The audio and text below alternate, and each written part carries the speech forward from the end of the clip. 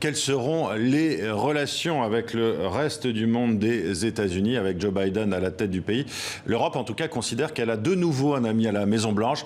Voilà ce qu'a déclaré Ursula von der Leyen, la présidente de la Commission européenne.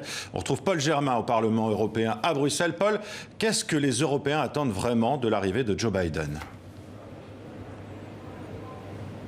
Eh bien, les Européens attendent à la fois beaucoup et pas grand-chose. Ils attendent surtout de renouer une relation normale avec un président normal qui ne va pas les réveiller chaque nuit avec des tweets rageurs. En fait, principalement, les Européens se réjouissent de voir que les États-Unis vont rejoindre le jeu international et renouer notamment avec l'accord de Paris sur le climat. Mais peut-on parler pour autant d'une nouvelle lune de miel entre les États-Unis et l'Union européenne? Écoutez ce qu'en disait ce matin Philippe Lamberts, le coprésident du groupe des Verts ici au Parlement européen.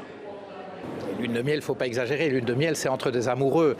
Ici, on a deux ensembles géopolitiques qui ont chacun leurs valeurs, leurs intérêts. Alors je pense qu'avec Trump, on n'avait vraiment aucune valeur partagée. Je pense qu'avec Biden, on en a plus. Ceci étant, c'est le président des États-Unis, d'accord? C'est pas le grand copain de l'Europe. Donc il aura à cœur de défendre les intérêts des États-Unis. Mais il se fait que les intérêts des États-Unis et les intérêts de l'Union européenne peuvent, dans de nombreux domaines, je pense, être convergents. Pour le climat, c'est bien. Oui, je crois, quand même. Il ne faut pas exagérer. Je veux dire, il est important que tous les ensembles géopolitiques majeurs fassent partie des efforts collectifs pour lutter contre le changement climatique.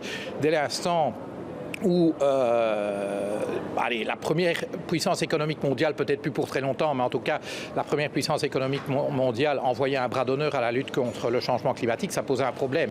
Bon, Paul, on l'a bien compris, pas de lune de miel, plutôt une relation à l'amiable. En un mot, c'est quoi le sentiment des Européens aujourd'hui, Paul?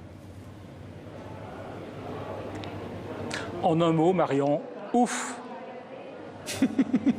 Merci, Paul, pour cette précision.